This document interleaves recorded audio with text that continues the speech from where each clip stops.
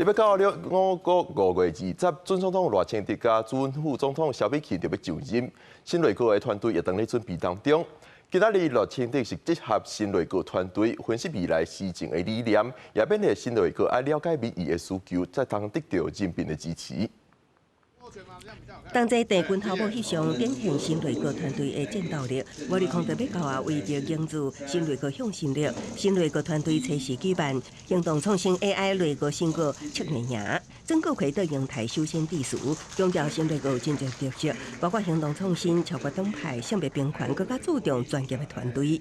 31位公布的行政院的首长当中，有17位并没有执政党的党籍。这是超越党派的。我有26位新任的首长，比例高达83.8%。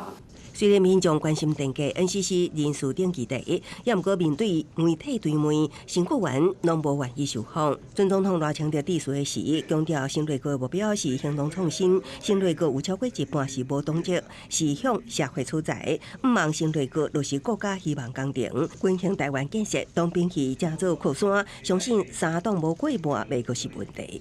我先引用《三国志》里面的一段话来讲：能用重利者，无敌天下矣；能用重智者，无畏于圣人矣。这句话充分说出了众志成城的精神。朝小野大不是只有大家对于政治上的辩论，然后都没有问题啊。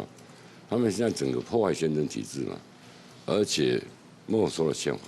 赖清德要求新团队爱听民意，发挥专业，也引用教宗方济各的话：无一个牧羊人身上无羊的味。执政者也会安尼，强调只有服务人民的时阵，迄才是真正的权力。准副总统萧美琴是伫被捕进前，致辞勉励新内阁成员。记者综合报道。